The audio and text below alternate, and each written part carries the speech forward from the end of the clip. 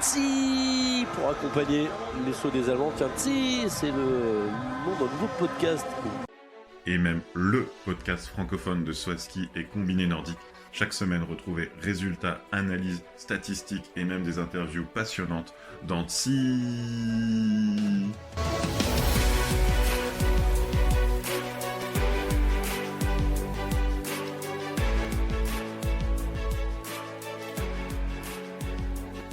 Bonsoir à tous et bienvenue pour ce 82e épisode de Tsi, le podcast de Swaski et de Combiné Nordique avec l'acolyte, le grand, the one, der Nummer 1, Romain. Salut Will, c'est de mieux en mieux. Franchement, je vais finir en Kaiser ou quelque chose comme ça. Et en tout cas, on va essayer d'être meilleur que les Allemands ce week-end à Villingen. Et surtout qu'on a un gros débrief parce qu'on avait aussi un magnifique triple de Zeffel. C'est parti. C'est lui. C'est parti, tu as donc rencontré mon cousin Will Ingen et donc tu vas nous faire l'énoncé des vainqueurs de cette épreuve de Will Ingen et Alors, le classement général. Le week-end a commencé le vendredi par un team mixte un petit peu mouvementé du côté des combinaisons, mais en tout cas sur les tremplins, les résultats validés, c'est la Norvège qui s'est largement imposée devant l'Autriche. La Norvège emmenée par ces deux femmes, Thea Minian Bjørseth et Kvandal, même si les hommes n'ont pas été en reste. C'est quand même une petite surprise de voir l'Autriche perdre aussi largement et l'Allemagne a fini troisième à domicile. Arithmétiquement, si la Slovénie n'avait pas été disqualifiée, enfin Team Zeiss, ils auraient pu jouer la victoire. Et on note la belle 8e place, donc l'entrée en manche finale de l'équipe de France d'Emma Chervé, Enzo Milesi, Joséphine Panier et Valentin Foubert. Ensuite, chez les hommes, le week-end s'est poursuivi classiquement samedi, dimanche. On a eu un doublé de Daniel Koffenig sur sa lancée. On va avoir l'occasion d'y revenir. Samedi, il a gagné devant Anche Lanišek, qui avait encore dominé la première manche, et Maxi Ortner, qu'on retrouve sur le podium. Valentin Foubert a été 39e. Dimanche, donc Fortang, malgré le plus long saut du jour, est deuxième derrière l'intouchable Tchofenig, et c'est Jan Earl qui finit troisième devant Stefan Kraft et Maxi Horner. Je crois qu'on peut dire qu'on a retrouvé Österreich.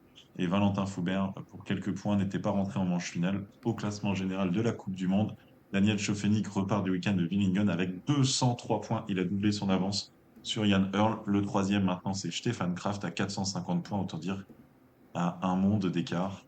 Je crois qu'on peut passer au débrief un peu plus subjectif. Un peu subjectif, du coup, Villingen, qu'est-ce que ça t'a apporté, toi, dans ta vie tumultueuse? Dans ma vie tumultueuse, samedi, je me suis demandé pourquoi j'ai regardé, franchement. Le soir, ça m'a complètement blasé parce que l'épreuve était quand même venteuse, donc le jury il a fait ce qu'il pouvait pour que personne n'aille à 160 mètres cette année. Donc du coup personne n'allait à 130 mètres non plus, donc on s'est un peu ennuyé. Enfin, je sais pas ton ressenti. Par contre, effectivement, dimanche c'était un vrai régal, quoi. Il y avait pas de vent et du coup le jury a bien géré. On a eu les petits sauts à 200, à 150 qu'il fallait et c'était magnifique dimanche. Donc du coup Villingen mitigé, mais comme on reste sur l'impression de dimanche, c'est pas mal. Je sais pas toi ce que t'en as pensé. Moi, je t'ai mis Villingen dans mon classement de mes tremplins préférés parce que j'ai trouvé que c'était vraiment sympa en termes de... déjà, j'aime bien quand les lignes rouges sont marquées et là, on les voit bien. Je trouvais que l'ambiance, elle était monstrueuse. Franchement, il y avait un monde fou furieux. Et puis j'aime bien l'ascenseur. On en a parlé ensemble. J'adore en fait les situations cocasses que ça crée entre le mec qui veut prendre l'ascenseur tout seul. Puis tu as toujours le quatrième qui court, il rentre dedans. Et là, tu as tous les autres qui le regardent genre putain, mais on devait monter. C'est souvent, tu sais, genre un Yuki Asato parce que le dernier qui rentre, il doit être petit. Tu vois, c'est pas Deschwanden qui rentre le dernier, quoi. Parce que c'est pas, je sais pas si c'est pour 3 ou 4 personnes, en fait, cet ascenseur. Ça fait 4 Yukiya Sato, mais 3 Andy Wellinger. Ouais, c'est ça. Donc voilà, donc en fait, j'aime bien Villingen.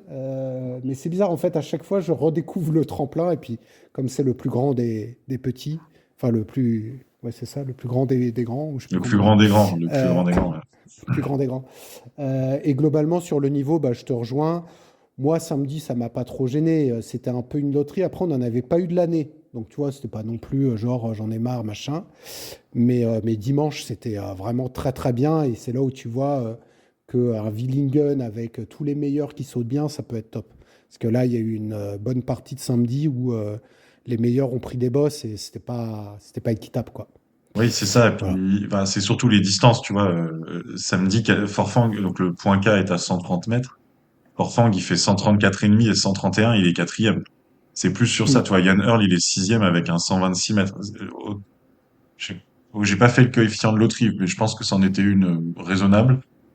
Oui. Mais du coup, je pense que bah voilà, après il y a l'historique. Hein. La dernière fois qu'il y a eu une loterie, il y a eu Zayt sur le parking, donc c'est normal que le jury ait été un peu plus prudent, on va dire. Donc, du coup, ce Timmy Zeich, là, parce que j'ai pas lu l'ensemble des articles, donc tu vas résumer pour tout le monde, mais il s'est plaint de quoi, du coup? Alors, Tim Isaïch, vendredi, dans le team mixte, est disqualifié après la première manche pour la Ouais. combi. Sauf que, Et combi qui s'était ouverte, non, c'est ça? non, non, c'était la Bah, j'ai cru position, enfin comprendre que la c'était taille, mais ça, moi. enfin c'était Ok. j'avoue, j'ai pas le détail exact, mais c'était pas, non, non, c'était vraiment les mesures de la combi, mais par contre, j'ai pas l'exact endroit. Mhm. Et comme la Slovénie était extrêmement bonne, normalement, quand tu te fais disqualifier en première manche, t'as pas de deuxième manche, mais là, c'était un par équipe. Et la Ouais. Slovénie étant très bonne, en fait, ils étaient dans les 8. Donc il a eu un deuxième Mhm. saut. Mais avec les nouveaux règlements, il n'avait pas le droit de changer de combi. Donc il a ressauté avec la Bah même oui, bah, combi. Et il a fait un geste ouais. explicite de remonter la combi sur les épaules, de faire exagérément la joie par rapport à son saut. Il a été Ouais. recontrôlé et c'est passé. Et donc avec la même combi. Et donc après, C'est bizarre, hein. il est allé dans les médias pour s'épandre. Alors il a fait un poil de complotisme, ce qui fait dire à des experts que c'est un peu discrédité le propos parce qu'il a dit euh, deux choses. Il a dit j'ai été contrôlé en première manche parce que j'ai pas montré trop de joie. Et tu vois, Mhm. ça reboucle un peu avec ce qu'on avait pu dire par le passé, genre Kraft à Oberstdorf qui a été disqualifié parce qu'il était au-delà de la 10e place, tu vois. Et l'autre chose, c'est que c'était volontairement pour mettre l'Allemagne sur le podium. Ça, c'est un peu plus limite quand même. Mais l'histoire de la Ok. joie, en gros, c'est j'étais pas dans la joie, donc j'étais pas dans les meilleurs, donc ils m'ont contrôlé parce que c'est là où ils Mais tapent parce en que fait. c'était contrôle aléatoire au mixte? C'est aléatoire, oui, comme d'habitude. Hein. Ah, c'est Mm. d'accord. Et donc voilà, ça a fait un peu parler. Comme l'épreuve était pas ultra passionnante, c'était un peu le popcorn du vendredi. Bon, pas grand-chose de plus à dire, mais en fait les Slovènes se sont plaints parce qu'à Oberstdorf, ils avaient eu, ou Volaski, ils avaient eu aussi des disqualifications, et donc ils pensent qu'ils sont maltraités. Donc c'est un peu le Bah, en tout cas, là, j'ai lu qu'ils ils allaient envisager des actions juridiques contre la FIS, remettant en question l'équité des contrôles d'équipement. Ouais, voilà, donc c'est pas rien quand même. Bah, mais c'est quand même bizarre d'être contrôlé, enfin que la combinaison soit conforme. Enfin là, ils se sont ratés quoi. Comment tu peux, hein, ils ont, à Oui, moins parce que que les Slovènes aient changé quelque chose. en fait, il Moi, je pensais a qu'elle s'était ouverte, parce que tu sais, quand elle s'ouvre, ils doivent de toute façon, là, t'as pas le droit. non, non, là, en fait, c'était peut-être pour la longueur à un certain endroit. Et en fait, là, il a montré explicitement qu'il faisait des mouvements d'épaule. Je pense que ça l'a Hmm. remonté et du coup, c'était peut-être bon à l'entrejambe, enfin, quelque chose comme ça, tu Ouais. vois. Mhm. Bon, bah écoute, on suivra ça. On suivra ça. On va du coup aller directement sur le sauteur du week-end qui tu as mis, sachant qu'un mec a gagné 2 épreuves. Bah, du coup, à la surprise générale, j'ai choisi Tchofénik parce que bah, plus moins j'y croyais au début de l'année, plus il est impressionnant là.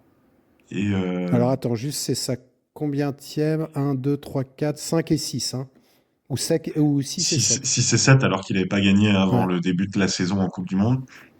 c'est ça. Il est inarrêtable, hein, l'effet mental d'avoir en plus gagné la tournée. Je pense que là, il est lancé, quoi. Il a volé comme jamais. Il a tout gagné, hein, en fait, sur les Voler tremplins. comme Voilà. jamais. Voler comme jamais. Pardon. En fait, 14. Ouais, depuis Bischofshofen, il a gagné toutes les épreuves sur tremplin, grand tremplin. Donc voilà. Et puis surtout, il est beau. Enfin, c'est spectaculairement beau, sa prise de Après, ski. ouais, c'est ça. J'allais dire, on va laisser Alessandri Aluti nous dire s'il est beau ou pas, mais. Oui, sur sa forme de vol, tu veux dire. Sur sa forme de vol, sa prise de ski, ses 50 premiers mètres, c'est de l'art, quoi. C'est magnifique. Et en plus, il va loin et il fait des télémarques magnifiques à 150 mètres. Qu'est-ce que tu veux demander de plus? Donc, Bah, je sais pas, que tu te repentisses de ah tes bah, je erreurs, me c'est tout. repentis chaque week-end et je pense que quand il aura le globe, je me flagellerai publiquement, mais on va Eh encore bah, attendre écoute, quelques on semaines. attendra ça avec Voilà. impatience. Je me ferai tatouer sa tête sur mon biceps. Tchoufinique. Et toi, Bah du coup, écoute, vu que oui, je hein, t'ai je veux pris de dire. Chofénig, quel Bah était oui, tu m'as pris Tchofnik, donc j'avais pas trop de choix. Non, non, mais en fait, j'ai pris Yann-André Forfang parce que bah, déjà, on l'avait vu venir, puisqu'on avait dit qu'on allait parier sur une victoire de Yann-André. Finalement, tu as parié sur autre chose. On verra si ton pari a été réussi ou pas. Mais voilà, il est clairement dans la forme de sa vie. D'ailleurs, il a fait des interviews où il en a parlé. Et puis, il saute à 150 mètres, non, 152 mètres le deuxième jour. Vraiment, tu vois, c'est là le type de saut où tu te dis, waouh, c'était magnifique, quoi. Donc moi, j'ai mis Yann-André Forfang. Il est vraiment sur une grosse session là, puisque depuis. Alors, il n'est pas sorti du top 10 depuis Engelberg. Et il reste sur Poulifang, 4 deuxième place en 5 concours. avec Donc, une, et une quatrième place le premier jour, mais où il aurait pu faire mieux parce il a eu la loterie. Donc, je pense qu'il aurait pu faire podium.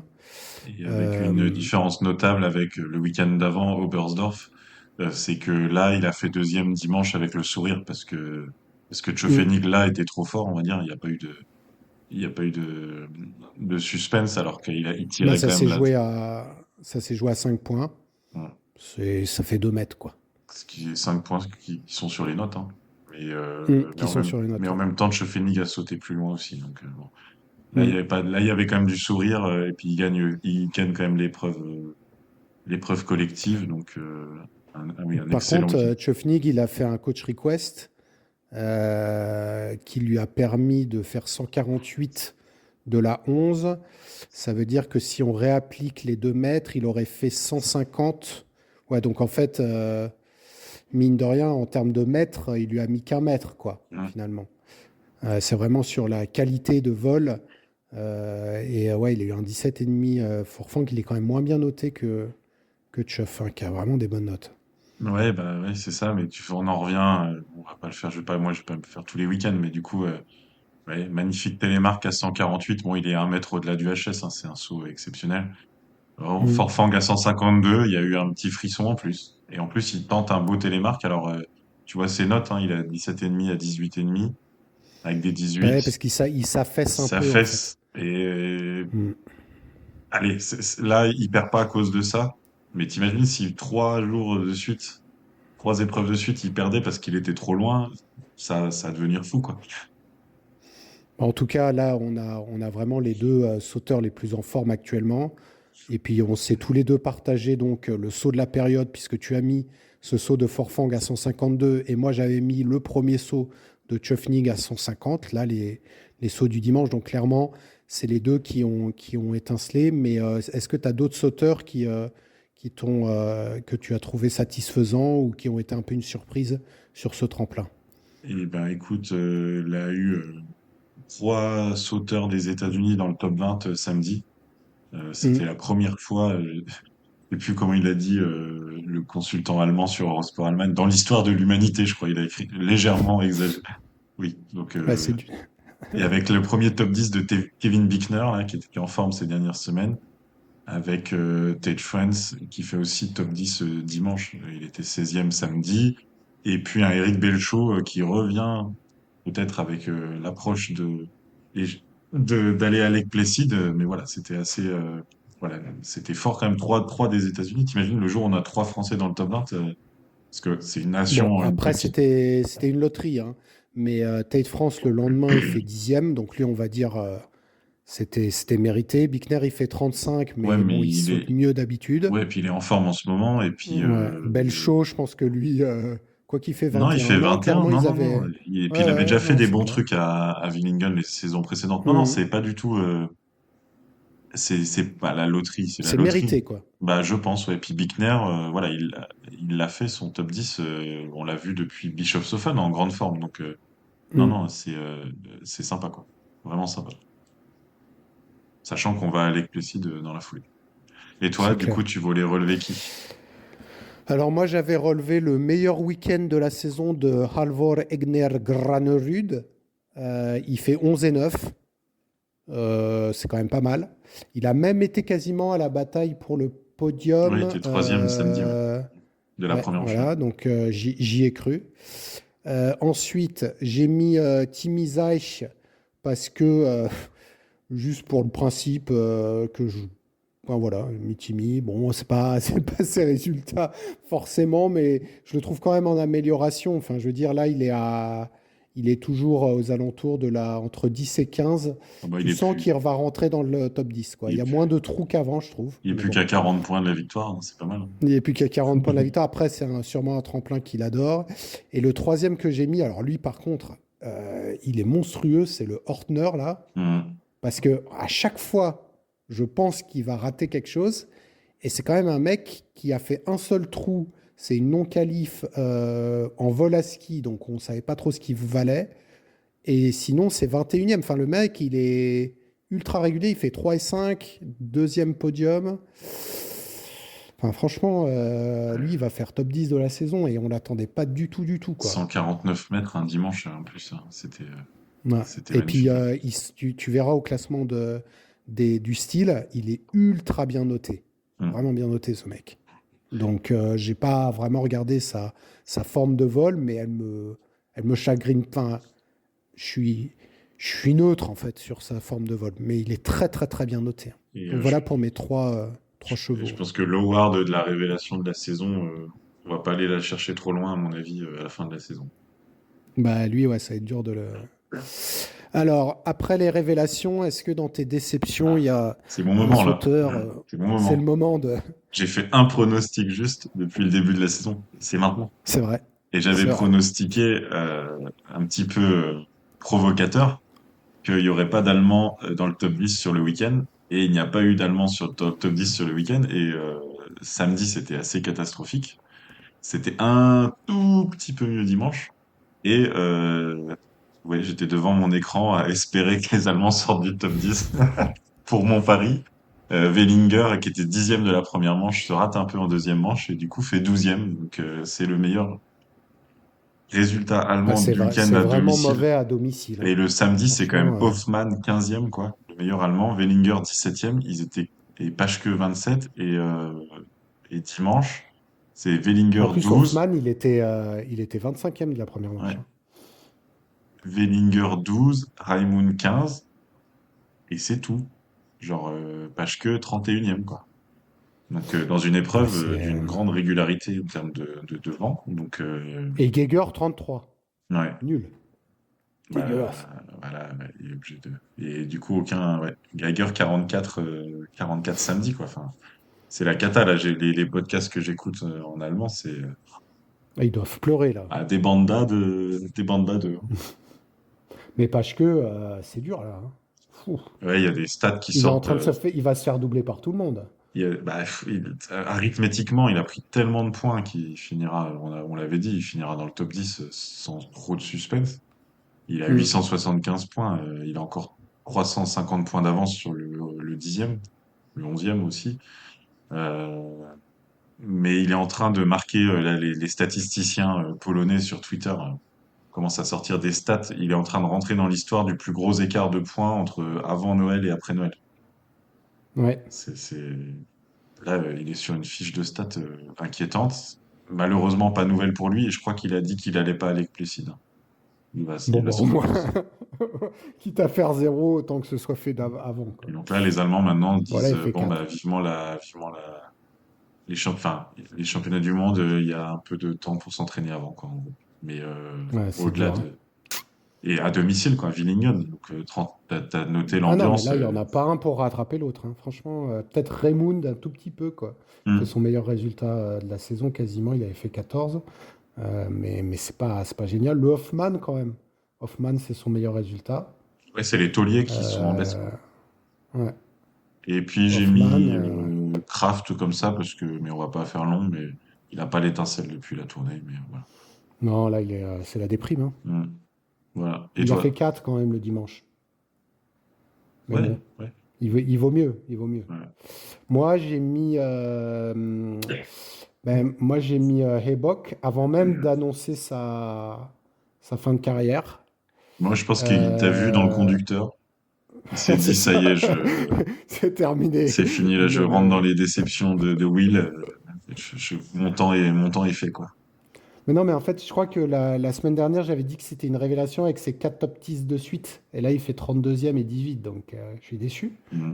Je suis déçu. Il m'a crevé le cœur. Ensuite, j'ai mis Grégor. Sa fiche de stats depuis Noël est pas GG, quoi. On va dire. Lui, c'est depuis Innsbruck, c'est pas comme Pacheco, mais c'est pas génial, hein. 11, 9, 11, 9, 20, 11. Alors, il adore la 11e place. C'est pas top, hein, La, pour un mec qui est 5e de la Coupe du Monde. la pachkification. La pachekification La du Deschamps. pachkification de Deschamps. C'est beau, ça. Et du coup, Forfang, il va aller manger les deux, hein.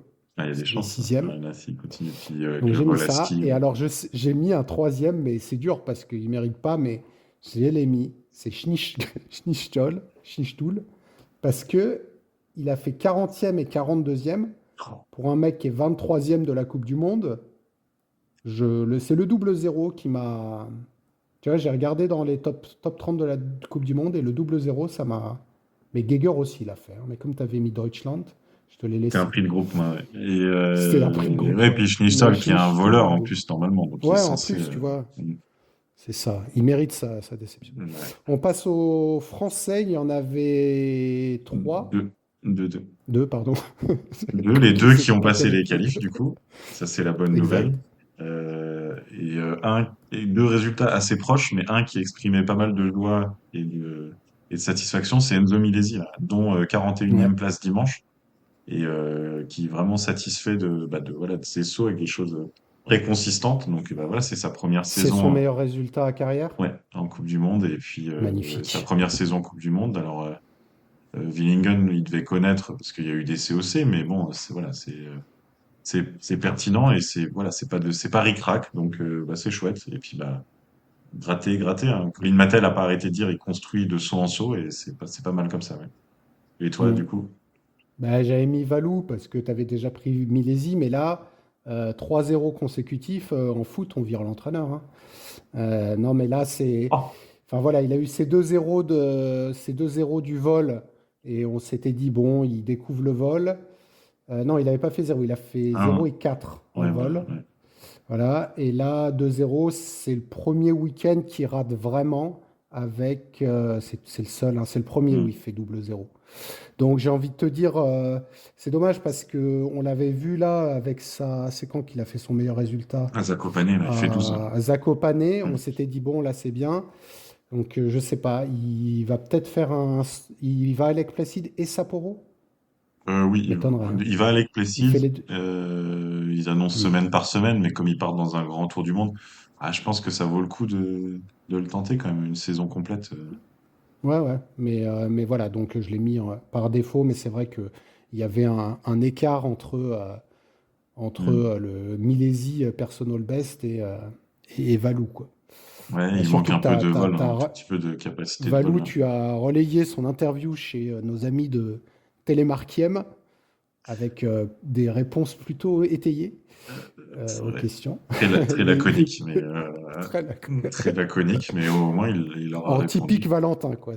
Et puis ça Mais montre quand voilà. même que les médias et les passionnés de l'étranger s'intéressent au fait qu'il y a un Français qui performe bien en Coupe du Monde. C'est intéressant. Ça, c'est sûr. Alors, tu n'as pas eu d'émotion ni de coup de gueule, à moins que tu me le réserves en. Mais je vais y réfléchir pendant que tu parles des tiens. D'accord. Alors moi, j'ai un sauteur que j'aimais bien, parce qu'à chaque fois qu'on parlait des quotas norvégiens, je te disais, oh, ce serait cool s'il remettait le Pedersen. Hmm. Et en fait, quand il a sauté, là, j'ai failli appeler Forfang et lui dire, tu sais là, mon gars, j'ai un crush sur le Pedersen, là. La technique de saut, j'aime bien. Franchement, c'est du plat la latte comme j'aime bien, tu vois. Il a cette technique de saut, le Pedersen, hein. C'est Oui. beau, c'est vraiment beau. Il va très vite dans ses skis. Il prend pas beaucoup de hauteur. Après, il Bah, s'étale, ça comme c'est clair. Lindvik, quoi. En fait, c'est le copycat de Lindvik, mais En encore en plus efficace, H, quoi. quoi. En encore plus Tu H. penses? Ouais. Ouais, moi Ah ouais, j'aime ouais, bien. Et il fait 22 et 26e. Alors, est-ce que ça va lui donner le... J'avais cette question pour toi avant de poser les questions, mais au niveau quota, est-ce que ça suffit ou pas, quoi, pour lui? bah oui, parce qu'il a gagné le quota. Les Norvégiens, ils sont assez clairs, hein. Celui qui a gagné le quota en COC, Il il reste. reste. En plus, là, il rentre direct dans les points. Si tu veux, moi, mon émotion, enfin, émotion, c'est un grand mot, mais si on reste dans les Norvégiens, je t'ai envoyé un petit message en disant Lindvik, il fait un saut par week-end pour garder sa place pour le week-end d'après, quoi. Ouais, c'est ça. C'est un peu donc, enfin, justement, il y a les championnats du monde à domicile et tout. Est-ce qu'il serait pas un peu plus à se préparer peut-être parce que là, à continuer à aller faire de l'alternance entre du bon et du vraiment pas bon, bon, c'est pas très. Surtout que, franchement, Willumstad, il avait été enlevé au moment où ils ont perdu le Ouais, c'est quota ça pour un sixième japonais pour et un sixième japonais, et franchement, il n'était pas si mauvais que non, ça. c'est clair. Donc, est-ce que Lindvik pourrait laisser Willumstad sauter? Surtout que Willumstad, je l'ai vu dans tes classements de COC, là, il a été correct, hein. Ouais, ouais, il fait très haut en COC, Il, bien il est bon, relevé, hein. donc c'est un peu Mm. bah, le problème de ces pays. Hein, Fettner, pour pas le citer, alors vous écouterez le Tsi Express qui va sortir sur les réseaux. Euh, Fettner, chaque fois qu'il est sorti de l'équipe de Coupe du Monde, il va gagner en COC, quoi. Le mec est, Juste pour le c'est le principe. Morbac, quoi. C'est la sangsue. Il Il faut lui n'abandonne trouver un jamais. surnom, quoi. Mais il fait C'est genre, ça. vous avez voulu me sortir, ok, fair enough. Vous avez voulu tester Trippé. Marcus Muller, mais voilà, les gars, je Faire suis un là, off. quoi. C'est clair. Et sinon, j'avais mis, bah, c'est un peu mon leitmotiv depuis le début de saison, c'est où en est Alex Insam. Ah bah le fil Et rouge, là. franchement, là, ah ouais, c'est le fil rouge. Mais là, il m'a fait une 23e place. Attention, hein. Attention.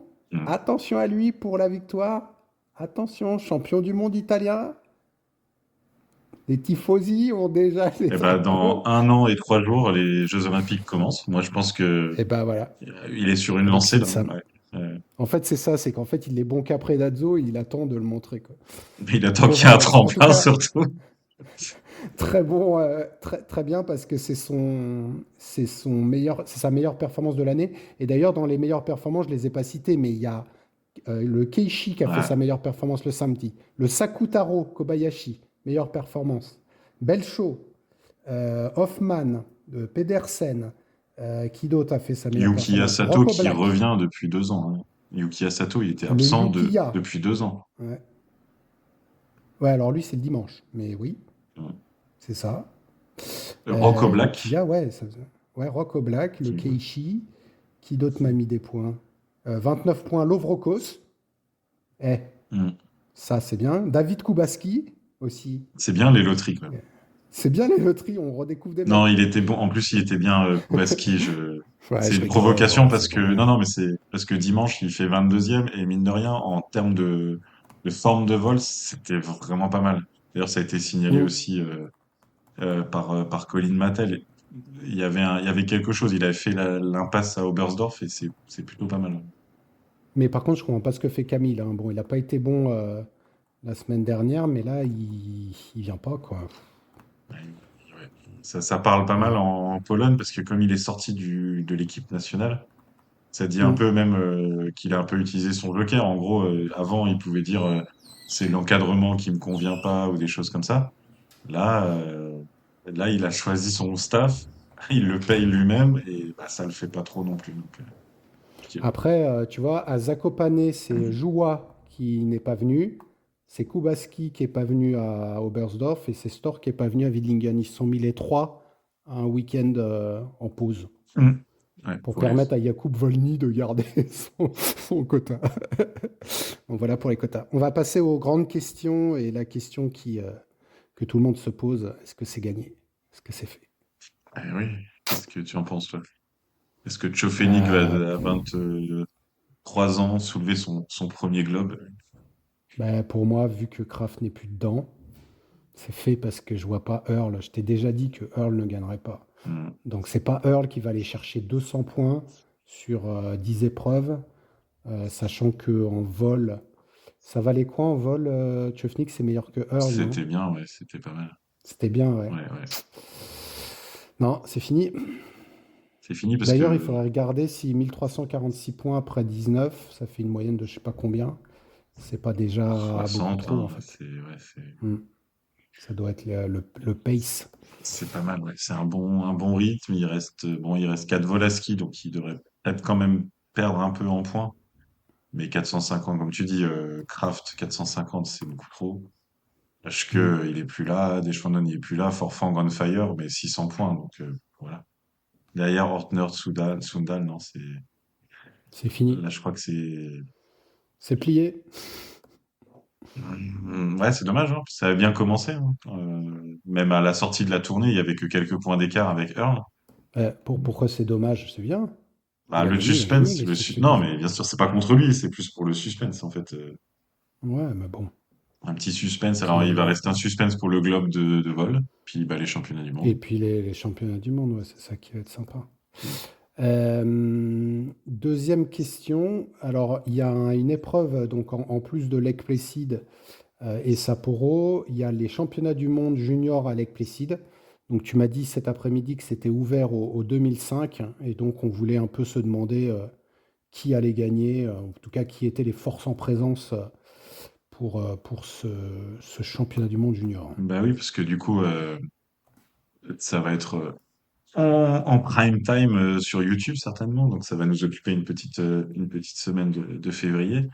Et c'est toujours intéressant de voir les futures stars de la discipline. Donc, bah, les forces en présence, on en a vu une partie à Chauneuf avec Mm, Österreich. c'est ça. Il y a du Johannes Peuls, on l'a pas vu à Chauneuf, mais un Simon Steinberger qui fait des super résultats, y compris en COC.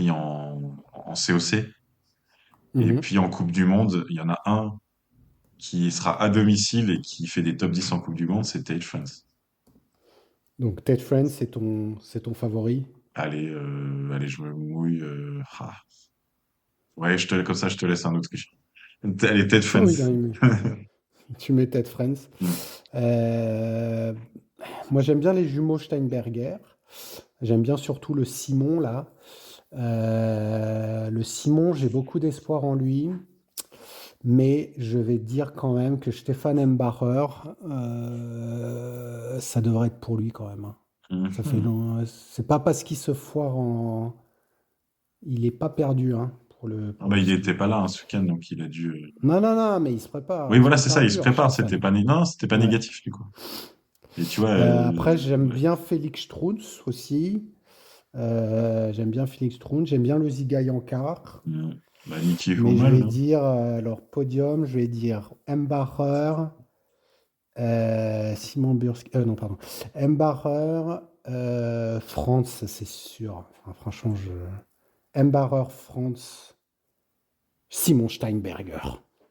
Le mec, il devrait dire Strunz, mais il dit Simon Ok, Steinberger. donc pour moi, du coup, France, si je veux être cohérent, Ouais. euh, Mizernik.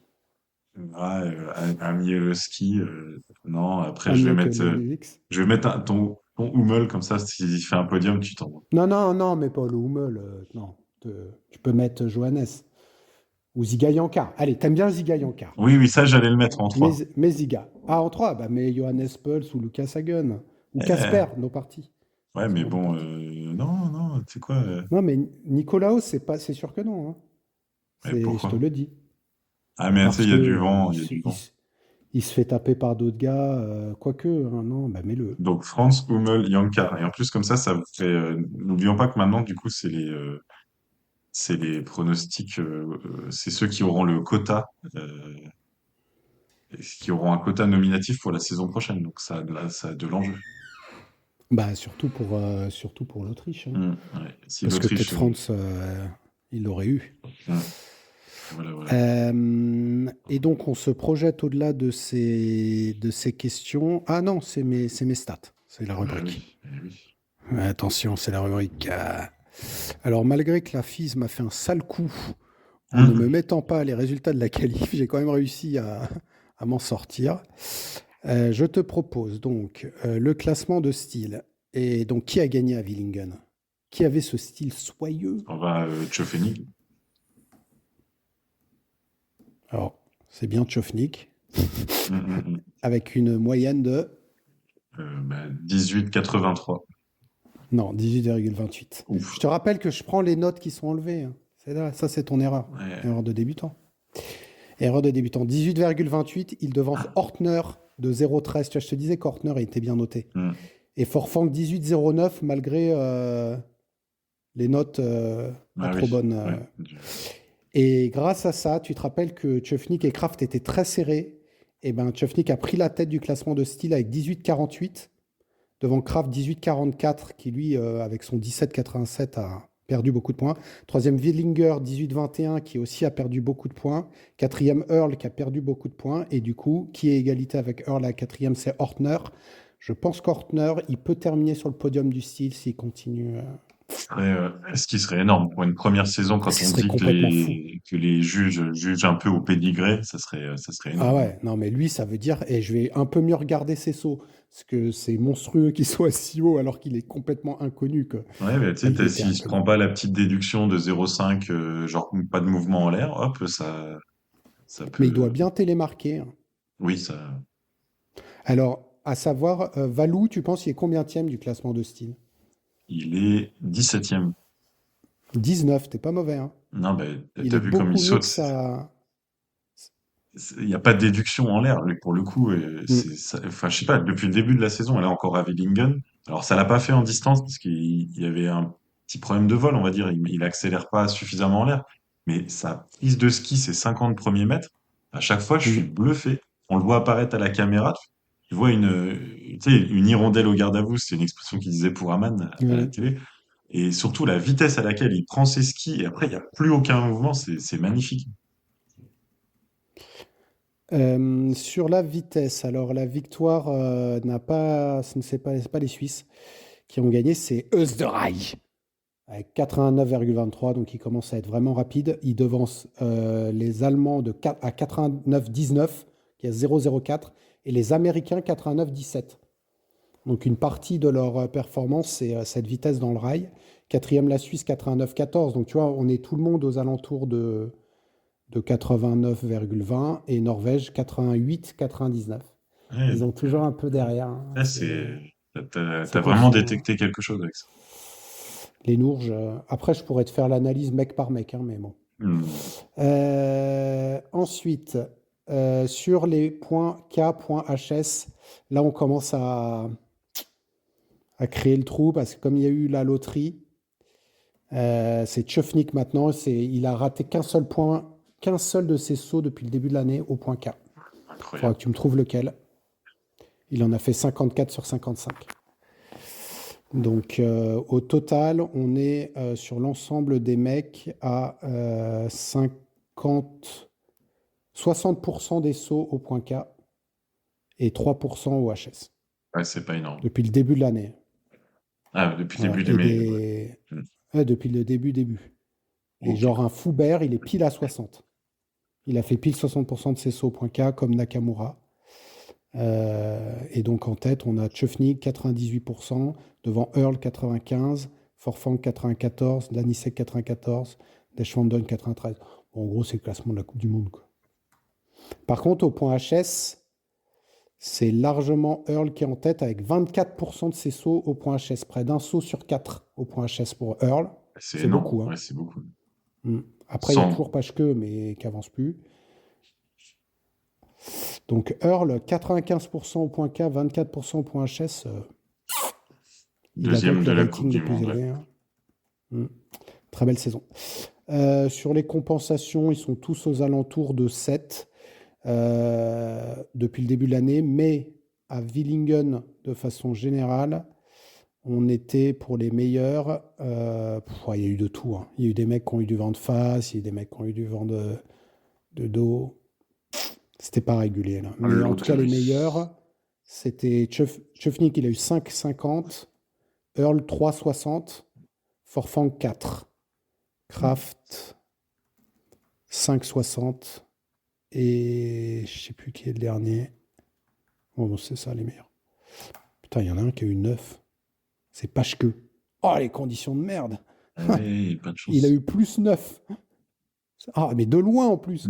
C'est Ouais, lui, après Deschwanden avec 6, le gars, il a plus de 3 points de compensation en plus. Oh, là, c'est dur. tout s'explique. Voilà, tout s'explique. Du coup, Willingen avec 54% des sauts au point K, c'est pas le meilleur. Ouais, bah, c'est ça. Ah, tu vois, on est une moyenne à 60. On est sur un. Alors, je sais toujours pas pourquoi à Engelberg, il n'y a que 41% des sauts au point K. Il y a une histoire de point K à Engelberg qui est loin, hein, je pense. Qui est à 125 Le mètres, ouais. point. Ouais. 125 pour un HS 140, et puis il y a le Vando, donc bon, voilà, quoi. Ouais, ils ont du mal à le passer, celui-là. Ou Hum, alors, c'est aussi le mec qui n'a pas mis assez de barres, hein. Et au niveau du nombre au point HS, comme on en a eu 6, ça fait 2,2%. Et depuis le début de l'année, on est une moyenne à 3,4. Ça aurait pu être mieux. Peut être mieux, mais Ça aurait pu être mieux. c'était des belles, c'était dimanche qui sauve le bilan, hein. Sans dimanche. Ouais. D'ailleurs, le TD de Engelberg n'a jamais été remis. Ah, Parce ouais, que je le vois avec ses 41%. non, mais ils sont décidés Ils ont été durs, avant hein. la saison. Tu C'est pas une penses? punition, ouais, ouais. C'est pas une punition. Non, non. Voilà pour mes stats. Et Alors, bah, pas mal. donc, on se projette. On se projette bah, dans l'avion, hein, pour les concurrents de la Coupe du Monde qui vont aller se promener donc à Lake Placid le Mhm. week-end qui arrive, là, alors un week-end de 8-9. Alors le 8, ça va être une journée spéciale samedi avec un super team et une épreuve individuelle. Et je crois qu'il y a peut-être même une qualif qui se glisse. Enfin, il y a énormément de sauts le jour-là. Il y a les femmes aussi. Les juniors D'accord. vont rester à Lake Placid la semaine qui suit, pendant que les seniors vont à Sapporo, donc dans la désormais traditionnelle tournée tour du monde, on va dire. Et donc, on verra un certain Noriaki Kasai, qui a Alors, déjà à été. Plessis l'an dernier, quand même, le samedi, c'est Lovrokos qui avait gagné. C'était sa première victoire en carrière, je crois, Ouais, devant Kobayashi et Lindvik.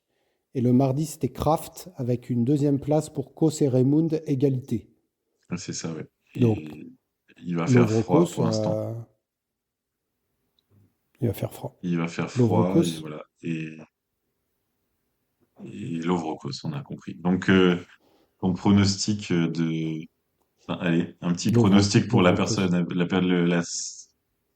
la période à venir. Donc, nous, on se retrouvera après Sapporo. Donc, tu as quatre épreuves pour dire quelque chose. Lovrokos. Lovrokos. Donc, À podium à Lake Sapporo, Plessis. Non, alors à Lake Placid, Lovrokos. Alors, au vu de son pédigré, c'est toi qui vas valider, hein, mon truc, mais bon, c'est quand même pas un mec qui a fait une Je sens que tu extraordinaire vas me dire saison. top 10. Non, non, bah, je regarde ce qu'il a fait cette saison. Il a pas fait mieux que. Bon, il a fait un top 10. Top 5. C'est chaud. Ouais, ok, je le valide parce qu'il est risqué, celui-là. Il est très risqué. Et à Sapporo, top 5 de Kobayashi. Non, là, je te le valide pas. Pourquoi tu valides pas? Ouais, c'est top 5 pour un gars qui a gagné 2 globes et ainsi de 1000 suite. fois là-bas. Non, non, ouais. Non, c'est Quoi? minimum podium Pour 6. Sakutaro Kobayashi. Ah, Non, je rigole. ouais, mais là, je te le valide, mais tu vas perdre. Non, non. Tu me le valides pas celui-là? Ah non, pas top 5 pour Ryoyu. Top 5 pour Granerud. Tu le Ah, là, je valides? te le valide, ouais. Ok. Bon. Moi, du Et coup, pour toi? Lake Placid, je dis, pour être un peu solidaire avec toi, je dis top 5 de Philippe Raimond. Très bien. En fait, ça se trouve, ils étaient juste en forme l'année dernière.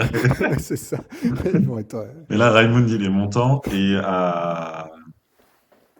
Je vais faire ce que t'as pas osé faire à Sapporo. Je vais dire podium Ryoyu Kobayashi. Ah oui, podium. Ah oui, Très bien. tu peux Et, pas et top. les Allemands, tu fais pas de pronostic. Bah, Raimond, top 5. Ah oui, Il va Raimond. sauver la Ah, mais je patrie, pensais quoi. à un pronostic négatif. T'aimes bien les pronostics négatifs, toi. Hmm. Non, bah Bon, non, et non, non, puis non. les championnats du monde, on l'a déjà On dit, l'a donc, déjà dit, ouais. donc on est bon. C'est bon pour la partie saut à ski. On se retrouve tout de suite pour la partie féminine et après, on retrouve la voix suave de Will pour débriefer Zefeld.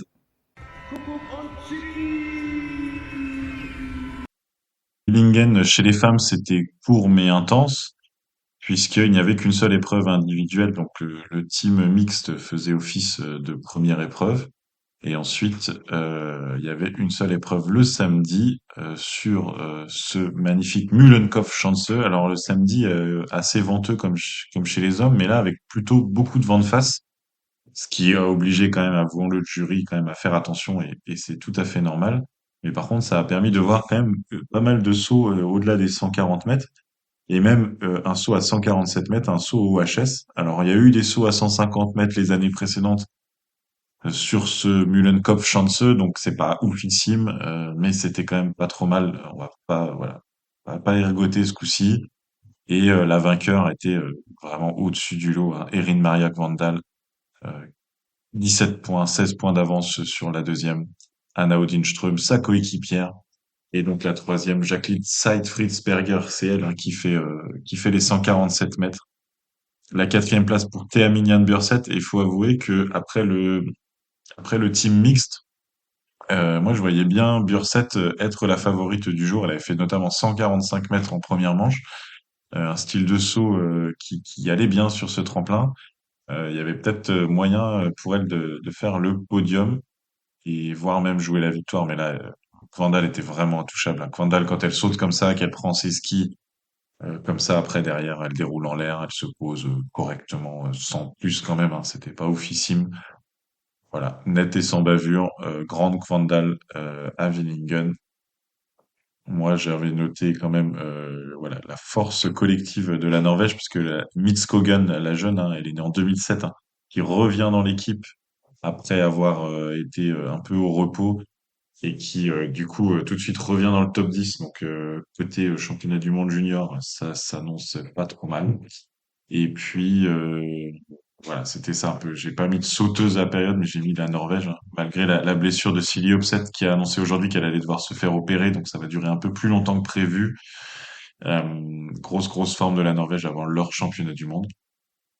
En satisfaction de la période écoulée, j'avais mis Agnes Reich parce que je crois que c'est peut-être la première fois qu'on la voit bien voler. Voilà, c'est le plus grand des grands tremplins, Willingen, et je la voyais bien pousseuse et on la voyait bien sur les petits tremplins. Et là, elle a quand même très bien performé. Elle est cinquième. Elle fait aussi un bon. Non, elle n'était pas dans par équipe mixte, mais elle fait voilà, elle fait une bonne qualif, elle fait une bonne épreuve. C'était pas mal. Et je voulais parler d'Emilie Torazza, du coup la néo-allemande, parce qu'elle était suisse jusqu'à la saison dernière, qui a martyrisé les ICOC pendant tout le mois de janvier. Elle a enchaîné les victoires, donc tout logiquement, elle a été intégrée dans l'équipe pour Willingen, et puis elle rentre directement à la 19e place. Donc on risque de revoir Emilie Torazza en Coupe du Monde cet hiver. On peut noter qu'il y a eu trois États-Uniennes, comme chez les hommes le samedi, dans les points. Donc une belle performance collective en citant du coup Josie Johnson, 26e, Annika Belcho, 22e et Paige Jones, 28e, excusez-moi pour le petit blanc. Côté déception, c'est quand même difficile d'en identifier sur une seule fois, mais il n'y a pas eu de podium de Nika Preutz, mais elle n'était pas à la rue, donc allez, c'est un tiers de déception. Par contre, Katharina Schmid, elle y arrive plus, hein. Là, c'est compliqué. Elle est une nouvelle fois en dehors du top 10, 11e cette fois-ci, donc elle perd quand même à chaque fois des points. Puis ouais, là, voilà, Villingen, il y a 2 saisons, c'est là où elle fait 149,5, donc il manquait clairement de magie, là. Il se passe quelque chose avec Katharina Schmidt. Troisième fois de l'épisode que je vais dire qu'il y a une pachkification parce qu'elle a vraiment perdu depuis la période de Noël Nouvel An. Et puis dans les déceptions, bah, l'absence de Pinkenlig, elle aime pas le tremplin, donc elle vient pas. Allez, hop, comme ça c'est réglé. On va dire qu'elle se prépare pour la suite, mais c'est vrai que euh, c'est c'est un peu décevant de l'avoir un peu refusé l'obstacle comme ça. Et Lisa Eder, qui était de retour après son absence de Zhao, qui fait entre guillemets seulement 18e, alors qu'elle avait vraiment enchaîné beaucoup de grosses perfs, est une très légère déception. On notera aussi que Lutit et Strait n'étaient pas là. Donc, il y a quand même eu des impasses sur ce week-end un peu raccourci de Willingen. Alors, pourquoi il n'y avait pas d'épreuve? C'est parce que le dimanche, c'est parce que tout le monde s'envole pour Lake Placid, parce que les femmes ont leur première épreuve individuelle le 7 février, donc le vendredi. C'est pas trop mal aussi, hein, elles vont enchaîner avec les championnats du monde junior. Il y a quand même pas mal qui sont éligibles aux championnats du monde junior. Alors voilà, qui sera favorite des championnats du monde junior? À mon avis, Nika Preutz n'y sera pas, je pense, parce qu'elle doit jouer le globe, hein, tout simplement en retournant en Europe pour Ljubno. On verra, hein, et ça n'a pas encore été annoncé, hein, mais on verra. Il y a Mitskogen, hein, clairement, dans le top 10 mondial, quand elle est là, née en 2007, elle est clairement éligible pour le titre. C'est peut-être elle la favorite. Il y a les États-Uniennes, hein, Josie Johnson. Après, voilà, il y a Taya Bodlage, il y a Tina Herzog, si elles arrivent à faire des grosses perfs. Mais le titre junior pourrait bien quitter la Norvège, quitter la Slovénie, pardon, pour aller en Norvège. C'est un petit peu le pronostic qu'on peut faire. On notera sur ce week-end que Joséphine Pagny a terminé 16e. Ben, c'est pas mal, hein, c'est un bon résultat dans sa saison. Avec en plus, on retrouve des belles choses en vol. Si on regarde là depuis 2 week-ends, c'est très solidement dans les points. 20e, 14e, 22, 16e. Il y a vraiment du mieux pour Joséphine. Là, elle remonte même au classement mondial. Elle est remontée à la 25e place. C'est très encourageant et ça montre que son travail paye et que sa persévérance paye bien. Donc ça, c'est positif. Emma Chervé a fait, comme d'habitude, j'ai envie de dire, 33e et elle est vraiment très très souvent sur cette saison autour de ces places-là. Donc voilà pour la journée de Willingen. On va faire beaucoup plus long. Les femmes donc ont 2 épreuves à Lake Placid, 2 épreuves individuelles à Lake Placid. Et ensuite, d'ici au prochain épisode du podcast, elles auront enchaîné avec Ljubno, la classique à la grosse ambiance sur le petit tremplin slovène. Donc on a très hâte de voir ça. Et avant les championnats du monde, il y aura également Inzenbar, l'autre classique tout petit tremplin en Autriche. Donc là, grand tremplin Lake Placid et 2 petits tremplins d'ici au championnat du monde. Voilà ce qu'on pouvait dire. On retourne avec Will Azefeld. Donc, Will, on se retrouve pour Zefeld. Est-ce que tu as apprécié ce week-end autrichien? J'ai envie de te dire que Zefeld, oui, parce que si tu n'apprécies pas le triple de Zefeld, en fait, tu n'apprécies pas un tiers de la saison de combiné nordique. Mais j'ai bien aimé le mix des formats. Je trouve ça pas mal parce que chaque course avait son lot. Et j'en ai regardé une en direct, ce qui est très rare aussi. Voilà, après, non, non, rien de négatif. C'était un beau triple. On va reprendre, j'ai été un peu vite en besogne, on va reprendre T'as été un peu vite, ouais. les, les chiffres avant de laisser passer les émotions, même si là tu n'en as pas transmis énormément. Et C'est ça. avant donc, allez, on va rester sur les chiffres. Après, il y a quand même eu de l'émotion, mais avant les épreuves. Bah, fais les émotions et après on fera les chiffres, hein. Fini. Bah, River qui annonce la fin de sa carrière C'était fou. jeudi, hein, c'est ça, donc la veille du début du Ouais. triple. On reçoit la notification là sur le WhatsApp Nordic Combine, conférence de presse à 10h. Non, c'était mercredi, 10h30. J'avais un peu de temps. Je me dis, oh, qu'est-ce qu'il va dire? Moi, je m'attendais à ce qu'il finisse sa saison, parce que tu sais, il avait annoncé ses Ouais. problèmes de santé et tout. Je me dis, aïe, aïe, aïe, t'annonces pas une conférence de presse comme ça pour dire bonjour, je suis en pleine forme. Donc, je C'est ça. m'attendais à fin de saison. Mais là, patatras, il lit un long texte en norvégien. Du coup, on comprend rien. Et ensuite, quand il passe, mais il a l'air grave. Donc là, ça laisse 5 bonnes minutes dans l'expectative, tu vois. Mais il n'y avait pas de sourire, de trucs comme ça. Et puis très rapidement, il n'a pas fait de suspense quand il a fait son texte en anglais. il arrête sa carrière à la fin de cette saison. Et là, c'est quand même un énorme tremblement de terre. Et je pense, si tu es d'accord, Will, qu'on fera sur un épisode où on prendra le temps de faire une rétrospective de sa carrière. On peut, hein, ça prendra tout le temps d'un épisode. Mais bon, bah, ce qui a été vraiment, c'est vrai, c'est les réactions, hein, notamment de ses coéquipiers. Jürgen Grabach, qui a écrit dans la foulée un article dans le journal. Mm. Et puis, on a eu des publications, notamment de Jens Luras. Et du coup, c'est vrai qu'on voit qu'en fait, il était bien aimé du peloton, enfin en tout cas Oui, c'est ça. des, Et de ses des- coéquipiers qui l'explosaient tous les week-ends et sans doute à l'entraînement. Et que malgré ça, en fait, ils arrivent à en tirer le positif, quoi. Ouais, c'est ça. Donc non, bah c'est triste. Après, on va dire que pour le suspense, c'est quand même pas mal parce qu'il était quand même très très fort. Après, il y aura le regret qu'il n'aura jamais été champion olympique. Mais lui, il dit, bon, je m'en fous en fait. En tout cas, on lui a déjà posé la question dans cette conférence de presse. C'est pas, il a la maladie de Crohn et puis je crois qu'il a un enfant très jeune aussi avec qui il souhaite passer Ouais, du temps. voilà, il Donc, en a un Alzheimer, il en a deux.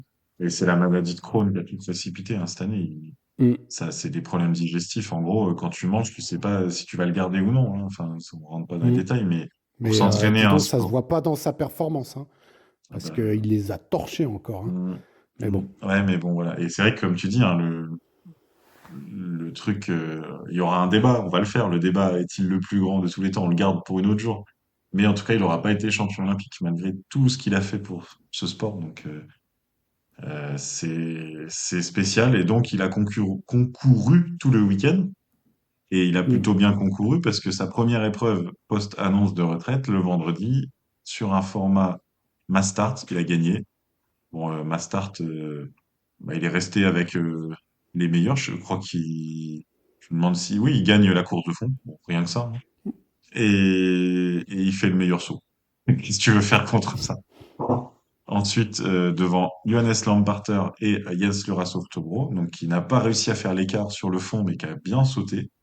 Et on a un Ilka Erola troisième. Le premier français, c'était Laurent Mullet-Thaler. Meilleur résultat français de la saison était 11e. Le samedi sur le format compact. Alors attention sur le format du triple. Au résultat du saut du compact, il y avait déjà les points d'écart de la veille. mm. Mais après, par contre, c'était les écarts du compact. Donc bon, ça nivelle quand même. Mais donc victoire de Jens Lurasov-Tebro devant Jarl Magnus Rieber au sprint et Vincenz Geiger à 3 secondes. Ils étaient ensemble dans l'emballage final. On retrouve les protagonistes du vendredi, Johannes Lamparter, quatrième, Ilka Erola, cinquième. Premier français, Laurent Mullet-Thaler, est terminé 16e. Le dimanche, c'est le grand final. Donc là, un vrai Gundersen, donc avec les écarts du compact, qui étaient quand même assez faibles entre les meilleurs, et puis un Gundersen classique. Une épreuve à 200 points, remportée au nez à la barbe des Norvégiens par Vincenz Geiger dans un sprint grand suspense, magnifique Mm. emballage final, il y a devant Jarl Magnus Rieber et Oftebro, donc en 0,4 secondes les trois. Ilka Erola les a regardés de une seconde derrière. Il prend la quatrième place devant Johannes Lamparter. Le premier français, Laurent Mullet-Thaler, toujours. Le triplé aussi pour lui, 21e. Ce qui fait que bah, donc, le classement de dimanche, c'est le classement du triple. Et au général de la Coupe du Monde, après 12 épreuves sur 19, Jarl Magnus Rieber est en tête avec seulement 81 points sur Vincenz Geiger qui s'est légèrement rapproché. Et Julian Schmid avait 100 points de retard avant ce week-end, il en a maintenant 200, donc il fait une Yann Earl un petit peu. Mm. Il est toujours troisième de la Coupe du Monde sous la menace d'un Jens Lurasov-Tebro en grande forme. Le premier français, c'est Laurent Mullet-Thaler, 20e de la Coupe du Monde à ce jour. Qu'est-ce que tu veux nous dire? Moi, je voulais parler, je sais pas si toi, du format du triple, justement, vite fait, mais je l'ai un peu introduit, mais c'est vrai que c'est des épreuves qui valent 50 points, du coup, le vendredi et le samedi, alors que c'est des épreuves à part entière. Et le Ouais. dimanche, elle vaut 200 points, alors qu'en fait, c'est une épreuve qui a pas tant d'écart que ça par rapport, tu vois, les 5 meilleurs, ils ont fini ensemble samedi. Ça veut dire qu'en gros, il n'y avait pas d'écart qui était induit par le samedi dans l'épreuve du dimanche. Donc, un énorme impact du dimanche dans le résultat. pour la Coupe du Monde, je trouve que ça pourrait fausser un petit peu. Après, pour le triple, Bah, après, quand tu regardes les résultats de... Alors, je sais pas si c'est parce que c'est cette année, hein, mais Rieber, il fait 1-2-2. Geiger, il fait 7-3-1. Schmid, il fait 5-6-6. Oftebro, il fait 3-1-3. Donc, est-ce que ça aurait... si tu avais fait 3 fois 100, je crois pas que ça aurait changé grand-chose. Mais je suis d'accord avec toi que j'avais pas compris d'ailleurs, moi, le dimanche, que c'était la somme des deux, tellement ça ressemblait en fait au oui, Gundersen du dimanche, quoi. parce que comme ils ont fini, les 5 meilleurs ont fini ensemble, il y avait peut-être 0,5 points d'écart Mm. induit avant le saut, donc ça changeait pas grand-chose. Il y en Bah, avait, ça veut dire que c'était serré, hein. oui, bah parce qu'il y en avait, du coup, après la mass start, il y avait des écarts, genre il y avait 8 points d'avance pour Rieber sur Lamparter, mais Mm. après ils font le saut du, du compact, mais après, de toute façon, les écarts, ils sont transformés en 6 secondes, 12 secondes, Ah oui, c'est ils vrai, ouais. sont nivelés par le compact. Alors, c'est le meilleur format pour avoir un suspense jusqu'au bout. Je pense que les gens de la phys et de la communication, un sprint Mm. final comme on a eu là, toi et moi, on a vécu des triples où tu avais un mec, Renzel, une Ouais. minute plus tard, Akito, une minute plus tard, Mm. Klemetsen, et on Mais après, s'ennuie. il ferait peut-être de mettre le compact en premier alors. Mais du coup, Bah, ils peuvent pas faire de masse. ouais, voilà. Parce Donc, qu'une fois que tu as fait le compact, tu peux pas faire de masse. Ou alors tu termines en masse. Bah non, parce que tu terminerais par un saut, donc ça non, va ça pas marcher. terminé par un saut. Non, non, c'était la meilleure configuration pour garder du suspense. On va dire ça comme ça. Ouais. Mm. Et donc maintenant, côté résultat, quel est ton combiné de ce triple? Bah, je vais te laisser le tien, puisqu'il a gagné le triple. Oui, alors franchement, s'il n'avait pas fait ce sprint final, je suis pas sûr que j'en parlais dans l'épisode. C'est ça qui est terrible. Non, c'est ça qui est fou, quoi. Il nous a fait un triple caché dans les roues, on va dire. C'est Vincenz Geiger. Donc, bah, il a gagné le triple, donc effectivement, on est obligé de le citer. Il a bien sauté tout le week-end, pas de problème. Et encore, hein, il est un petit peu loin le vendredi. Je crois qu'il est. Quand je le cherche, tu vois. Tu l'as, toi, là? Mhm. Tu l'as, tu l'as, Oui, tu oui, l'as. moi Oui, je septième, le là, vois bien. voilà. Huitième du saut, bon, voilà. 16 points d'écart. Tu vois, normalement, en combiné nordique, 16 points d'écart, t'es déjà à des années-lumière. T'as 15 points par minute, Mm. donc t'es déjà à une minute. Bah non, compact. Pof. Il part tranquillement, il revient. Et puis après, bah, on l'a pas vu dans le compact. Il fait quand même podium le samedi, mais on l'a pas vu hein, dans la course. Non, on l'a pas vu. Et dimanche, bah franchement, jusqu'à la bosse de retour dans le stade, on l'a pas vu non plus. Il a été extrêmement intelligent, donc bah on va pas lui donner tort, hein, parce que il a gagné. Mais Mais ce qui est fou, c'est que quand je regarde, j'ai un peu analysé son niveau de ski sur le mhm. triple par rapport à la saison, il est moins bon. Alors en saut, je vais te dire, Oui, mais parce que je est-ce pense que ce serait que en comme saut qu'il c'était un groupe, a... c'était ultra tactique. Je pense que aucun Ouais, des meilleurs en fait, la ouais, c'est samedi qu'il et a vraiment, dimanche. il a bien sauté, il a vraiment bien sauté. Ouais, ouais. Il a vraiment bien sauté. Mais mine de rien, il est maintenant dans mes classements de saut. Alors, je sais pas combien il est au classement, mais il est dans les 10 meilleurs sauteurs du monde maintenant, hein. Il est Il vraiment devenu. est huitième best jumper. Ouais, ouais, Ouais, tu ouais. vois, il a vraiment progressé en saut, je Mm. trouve, ce gars. Il Et- devient. Avant, c'était un peu. Même Ilka, il a vachement progressé aussi, hein. Ouais, mais il y a des Les, sauteurs comme les, ça sur les... le triple. C'est vraiment magique ce triple où tu as des gars, tu les vois vraiment 3 jours de suite. Ceux du vendredi, tu les retrouves quoi, tout le week-end. Hmm, Et ouais, bah, Geiger, voilà. Vainqueur du triple. voilà. Et c'est vrai que ce qui est amusant, c'est que j'ai envoyé à un ami un peu ironiquement samedi. Rieber, il a fait ce qu'il fait pas d'habitude, c'est-à-dire il a pris les choses en main. Peut-être un peu dévergondé par sa retraite ou peut-être un peu un travail d'équipe. Et il se fait battre par Oftebro au sprint, comme, en fait, finalement, comme une situation inversée qu'on a vécue 100 fois, quoi. Où c'est un Hmm. autre qui mène, qui mène, qui mène, et Rieber qui passe à la fin. Là, Rieber, il a été généreux et samedi et dimanche, et il perd les 2 fois. Enfin, en tout cas, Geiger, c'est le premier Allemand qui gagne depuis Eric Frenzel en 2017. Et Geiger, il avait jamais fait. Ah si, il avait fait podium en 2020 lors de la victoire de Rieber devant Grabach. Et toi, Donc ouais. c'est bien pour lui, hein. Et du coup, dans Moi, ces... j'avais mis Jean-Luc, Jens Luras. C'est son deuxième podium du triple après 2023. Il fait encore troisième, mais vraiment régulier. Il a fait troisième de. En fait, quel que soit le format, or que lui, il a quand même tendance à être meilleur fondeur que Hmm. sauteur. Il a fait troisième de la masse, ce qui est pas mal, hein, parce que vu qu'il a fini avec le groupe, Ouais, c'est-à-dire c'est qu'il a clair. bien sauté. Il a gagné le compact. Là, pourquoi pas, puisqu'il y a moins d'écart au fond. Donc là, d'accord. Et après, il fait troisième, mais il aurait pu très bien le gagner. Donc, moi, je le trouve très régulier. Il avait déjà gagné, on l'avait dit, à Chonard, et il aurait dû gagner le dimanche, mais il avait fait n'importe quoi, on l'avait dit. Donc, il est vraiment sur une très belle lancée. Il a plus que 20 points sur Julian Schmid, comme tu l'avais dit. Donc, clairement, Jean-Luc, c'est le podium de la Coupe du Monde qui lui tend les bras. Et les championnats du monde en Norvège qui arrivent, ça va être beau, ouais, effectivement. C'est ça. Alors, après avoir parlé de Geiger, de Rieber et de Oftebro, on va arriver à ceux qui sont entre la quatrième et la 10e Hmm. place ou haute. Quelle est ta satisfaction ou tes satisfactions Alors, de ce un triple? peu l'impression de te le piquer, mais c'est Ilka Erola, du coup, on a un peu déjà dévoilé, mais quatrième, cinquième, quatrième. Donc, un petit peu, Mm. il a fait podium à Schonard, donc il est dans une très bonne période. Et comme Oftebro, comme Geiger, par ceux qui sautent très bien en ce moment, en fait.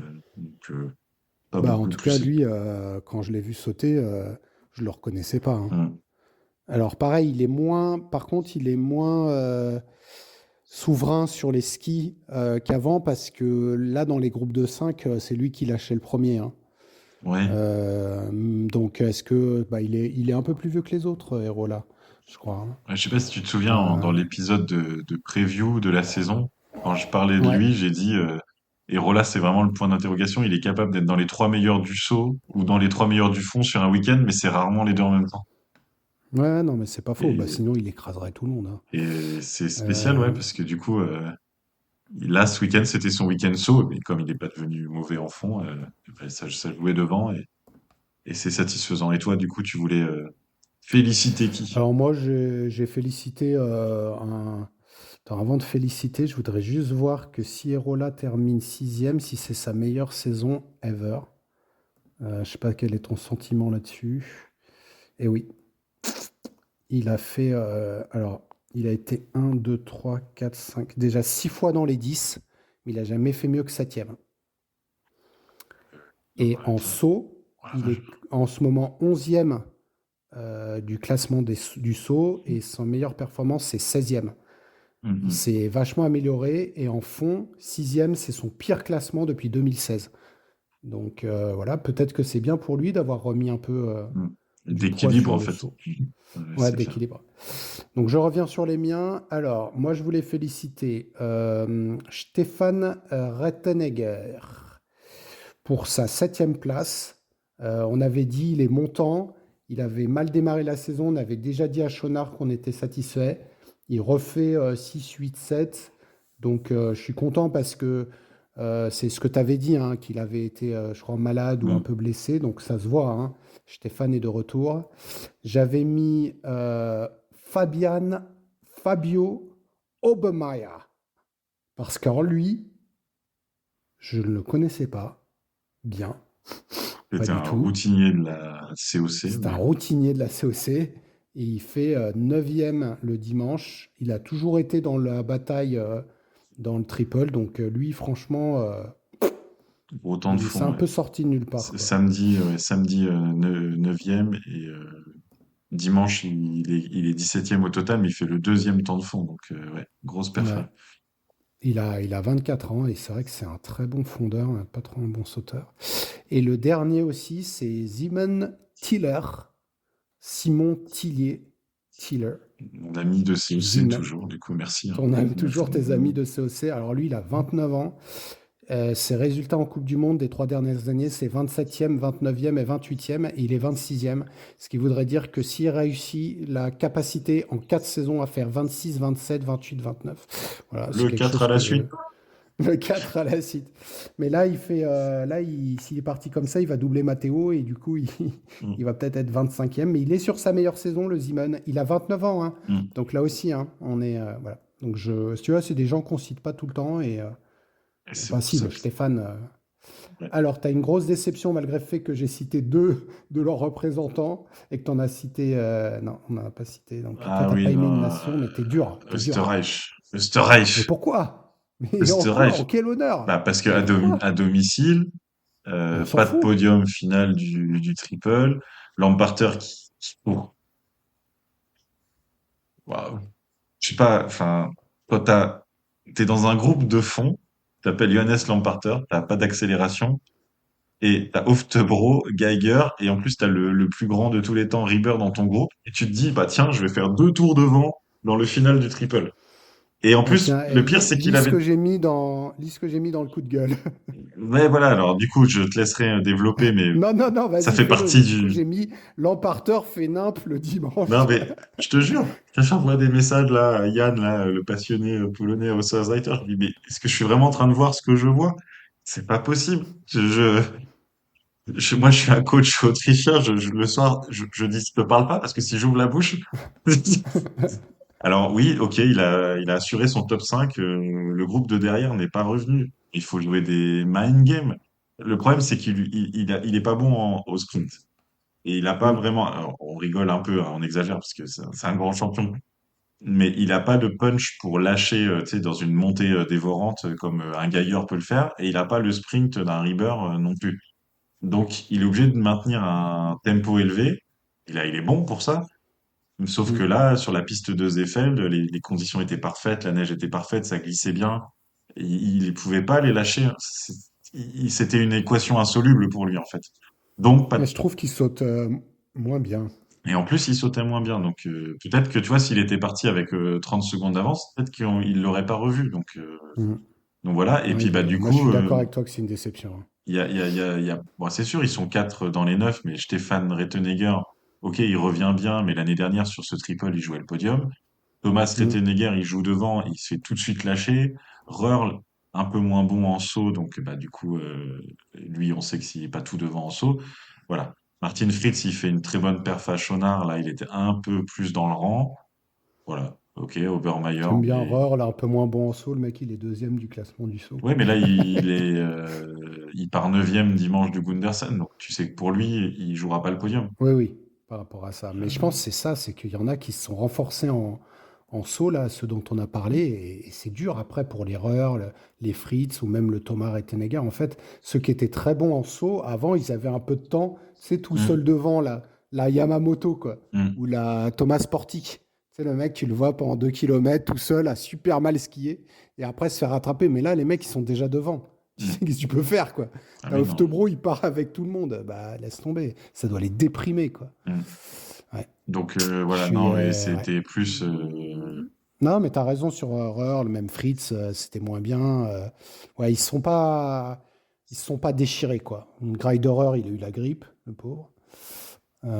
À part Fabio Obermeier. Enfin, Obermeier, la Et Paul, hein, révélation. mais on en parlera plus tard. Et attention, ouais, parce Et qu'on a Paul, fait... on en parlera plus tard. Voilà. Donc, Euh, Österreich en déception, puis le petit plaisir sadique de pouvoir dire que la- que l'Autriche était la déception. Et toi, du coup, qui sont ta ou tes Bah, déceptions?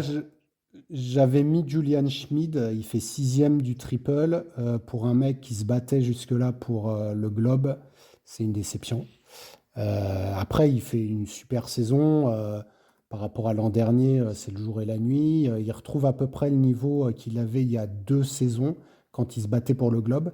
Mais si je me rappelle bien, il y a 2 saisons, ça avait déjà été le cas, qu'il lâche un peu et il avait terminé troisième, tu vois. Ouais, c'est vrai. Donc Mais à voilà, Pashkification. une pacification de Julian Schmidt et une pacification de Ilves. Je le reconnais plus.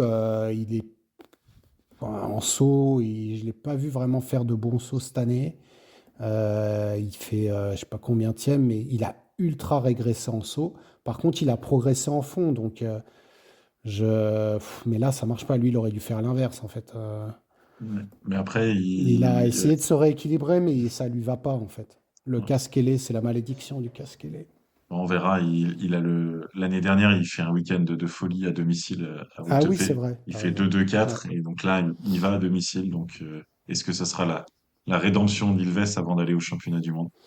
On Ouais, parce verra. que là, 14, 11 et 19e du truc, C'est pas GG, Et hein. du coup, le moment français, Bah, il y en a qu'un seul, hein, je pense, de moment français. bah, on a vu les grands sourires de Lolo, de Laurent Mullet tout à l'heure. Voilà, les résultats que j'ai cités tout à l'heure, du coup, 11e, 16e, 21e.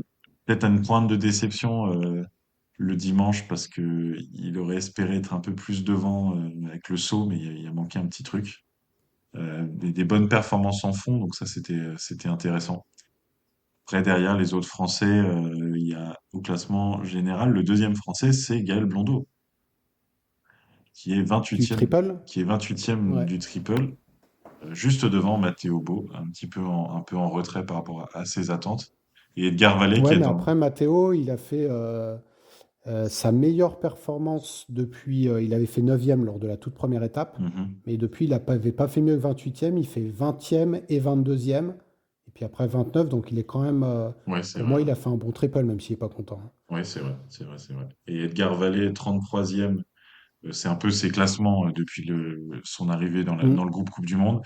Et là, là où c'est dur pour un Français, c'est Marco Ennis qu'on reconnaît plus au tremplin et donc qui peut pas jouer derrière quelque chose de gros en fond. Donc là, 42e du triple, c'était un peu compliqué.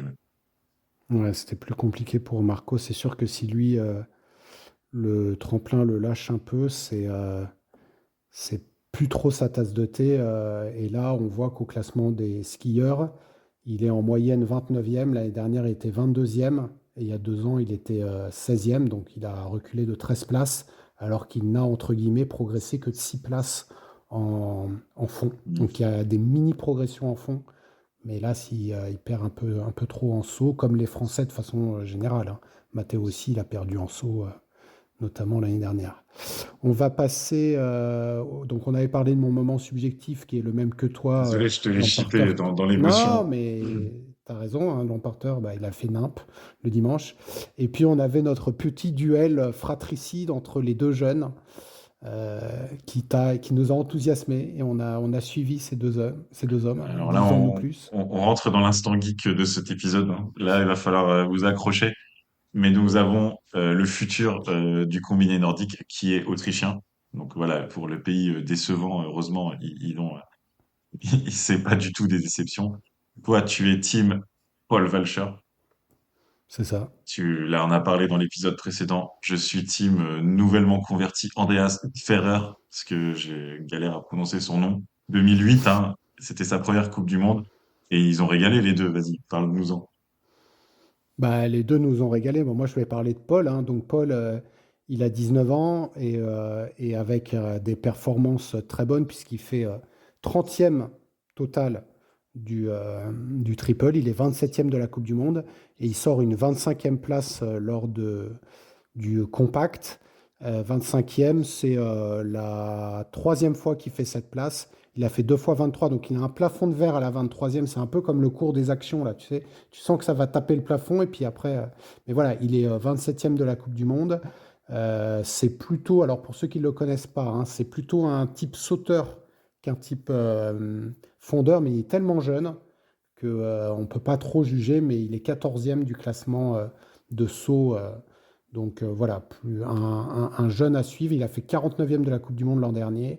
Et là, il est 27e. Donc, va pas, je ne sais plus comment on dit en Kivasano va piano. C'est un sauteur qui a été champion du monde junior à Planitza.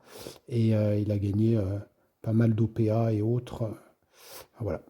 Et donc, son concurrent à la vie et à la Son mort. némésis. Alors, Andreas Ferrer, 2006, hein, je me suis enflammé tout à l'heure, c'est Félix Bridon qui est 2008, mais donc 2006, il arrive en Coupe du Monde, 29e le premier jour de la Mass Start, 40e, donc techniquement c'est quand même un point le samedi, et 34e avec 12,5 km quand même le dimanche, Mm.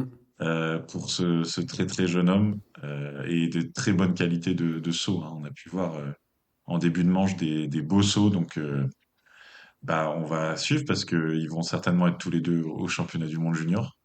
Donc notre C'est les duel, mêmes profils alors, hein. ouais.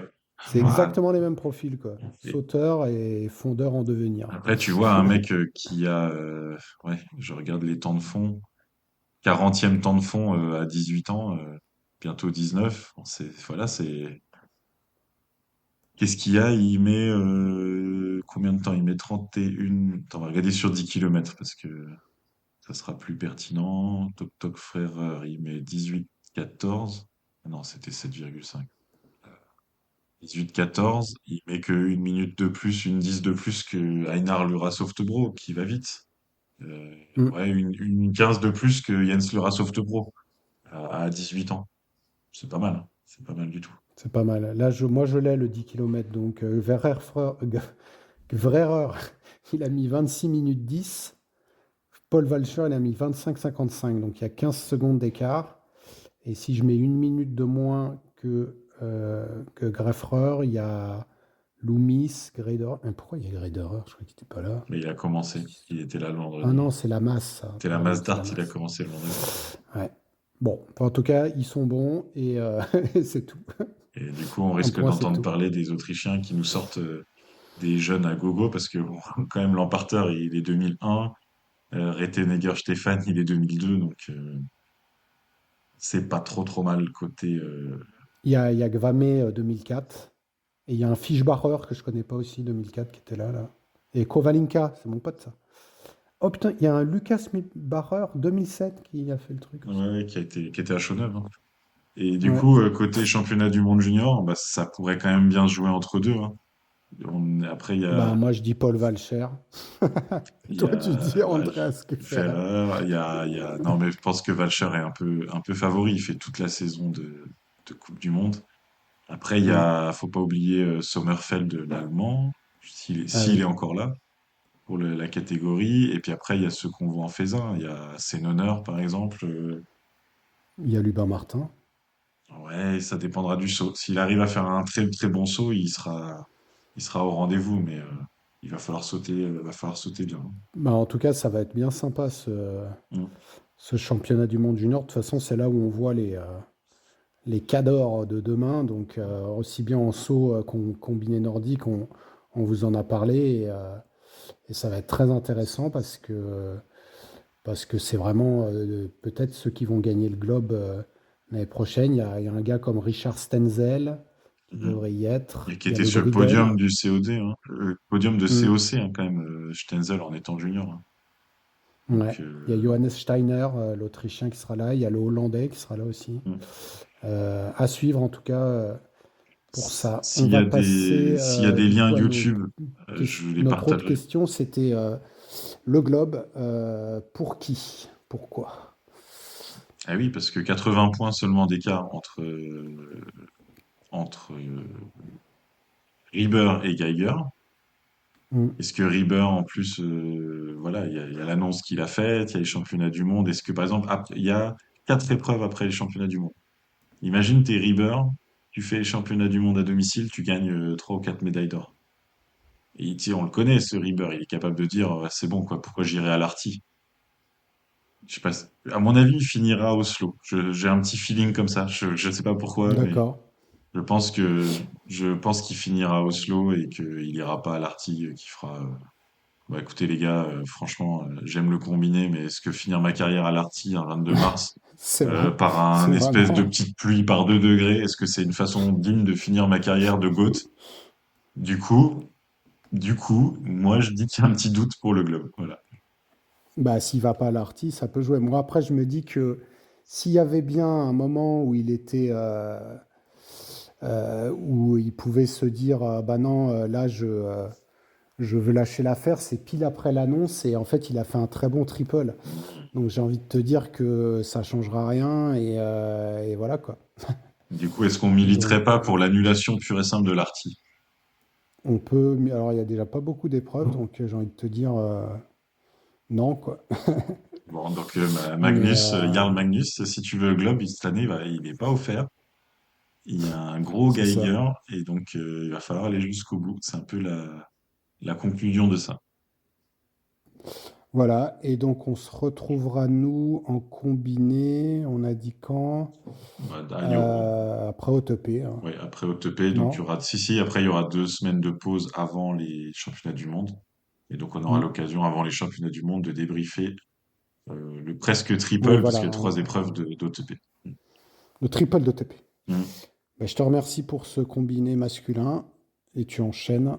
avec le combiné féminin qui nous a offert un triple à rebondissement en coulisses. Restez connectés. À plus, Will, merci beaucoup. Pour terminer ce débrief, Zefeld version féminine et surtout le premier triple pour les femmes. Elles étaient déjà à Zefeld des saisons précédentes, mais il n'y avait pas eu ce format de triple. Un week-end qui avait commencé classiquement, très très classiquement, le vendredi avec une victoire sur la Mastart. Dida Maria Gunn, elle avait fait l'écart sur les skis de fond. Elle avait fait un saut correct pour gagner devant Guida Vesvolansen et Nathalie Armbruster. Donc là, on était sur un grand classique de la saison. Yuna Kasai quatrième et très très belle cinquième place de Lena Brocard, vraiment au contact sur le fond et avec un beau saut. Et là, patatras, le samedi, disqualification au tremplin de Ida Mariagen. Et ça, c'est un énorme coup de théâtre. Ça voulait dire pas d'épreuve de samedi, pas d'épreuve de dimanche parce qu'elle était disqualifiée donc sur ce triple. Et énormément de points, on va y revenir, mais énormément de points perdus à la Coupe du Monde. Alors samedi, du coup, c'est Nathalie Armbruster qui gagne le saut sur un format compact donc qui s'était lancé et n'a jamais été revu. La deuxième du saut, Guida Vesvolansen, fait une belle course de fond, mais il termine à presque 40 secondes de Nathalie Armbruster. Troisième place pour Haruka Kasai, sixième du fond qui fait le deuxième temps, sixième du saut pardon qui fait le deuxième temps de fond pour prendre la troisième place du podium. Et c'est une épreuve qu'on a pu vivre intensément grâce à Lena Brocard qui a terminé troisième du saut et qui a été pendant plus de trois quarts de la course, clairement troisième en position de jouer le podium. Elle a un petit peu décroché sur la dernière, même pas la dernière boucle, hein, vraiment sur le dernier kilomètre, et prend une belle sixième place derrière Alexa Bravec, qui est clairement un nom du week-end. Le dimanche, là c'était sans aucun intérêt pour la victoire. Nathalie Armbruster gagne le saut. Elle avait beaucoup d'avance. Elle a mis plus d'une minute 20 à Guida Vesvolansen. Il n'y avait pas du tout de suspense sur 7,5 km. Et donc, elle devient la première vainqueur du triple de Zefeld, la jeune Allemande qui gagne par la même occasion ce week-end, samedi, sa première victoire en Coupe du Monde, hein. Deuxième, Guida Vesvolansen, fidèle au poste. Et troisième, Haruka Kasai qui a repris dans les derniers hectomètres une Alexa Brabec qui a tout tenté pour le podium. Sixième place de Lena Brocard qui a pu continuer à faire des belles choses au tremplin et s'accrocher le plus possible au fond pour assurer ce beau classement. En général de la Coupe du Monde, et c'est le coup de tonnerre, la coup de massue hein, même, c'est du coup Nathalie Armbruster qui sera en jaune à Haute-Paix avec 105 points d'avance sur Ida Maria Hagen. Ah oui, le triple permet de prendre beaucoup de points. Et la troisième, c'est Haruka Kasai qui n'est qu'à 7 points de Ida Maria-Hagen. Lena Brocard fait une belle remontée avec sa fiche de stats du week-end. Elle remonte à la septième place mondiale et n'est plus qu'à 9 points de Minya Koronen qui n'a pas été très très impressionnante. Donc peut-être objectif top 6 pour Lena.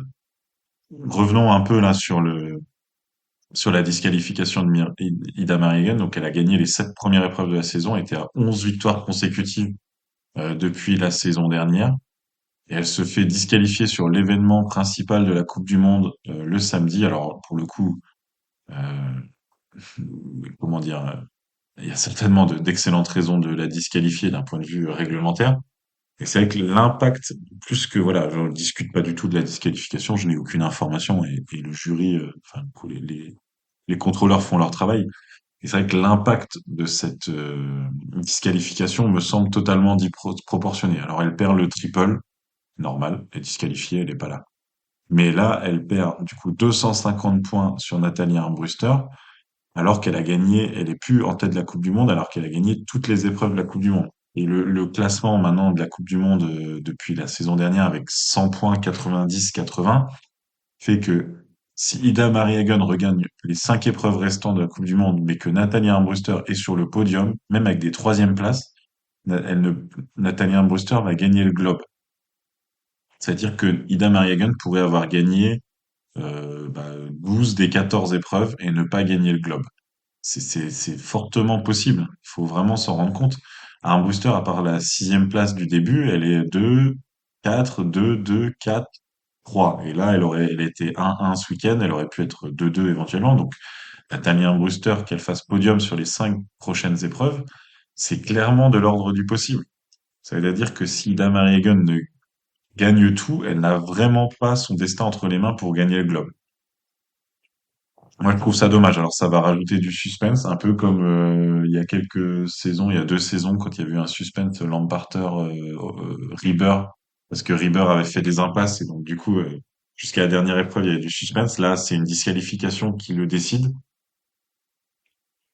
Mais je sais pas. Si Ida Marie Egan ne gagne pas le Globe cette saison, je trouve qu'il y a vraiment un sentiment d'injustice qui est possible. Voilà, disqualification, c'est-à-dire que le matériel n'était pas conforme. Mais voilà, est-ce qu'il était conforme à Chonard? Est-ce qu'il était conforme à Ramsao? Voilà, ils utilisent quand même sans doute toujours à peu près les mêmes combis. Est-ce qu'il n'y avait pas moyen de la disqualifier? Il faut le faire hein, sur une épreuve à moindre impact. Je sais pas. Si vous m'écoutez là et que vous voulez en discuter, je suis vraiment très intéressé de votre avis parce que c'est quand même quelque chose d'assez perturbant. Elle peut vraiment tout perdre à la gun hein. Sur le coup, elle va peut-être perdre aussi le titre de meilleure skieuse. Hein. C'est quand même un prize money à la fin de la saison, un titre honorifique. Bon voilà. Mais, je dis ce que j'en pensais. Voilà, on voit une Westphal Hansen qui a été disqualifiée elle aussi hein, à Ramsau, qui n'est que quatrième de la saison. En fait, le truc, c'est qu'en combiné chez les femmes, la densité est pas énorme. Donc, on retrouve à peu près toujours les mêmes concurrentes aux mêmes places. Il suffit de regarder les feuilles de résultats. Et donc, en fait, il y a une sorte presque de prévisibilité. J'en ai parlé dans l'épisode précédent après Shona. Le ski de fond a une place très très importante dans le résultat cette saison. Et donc, il y a une prévisibilité des résultats.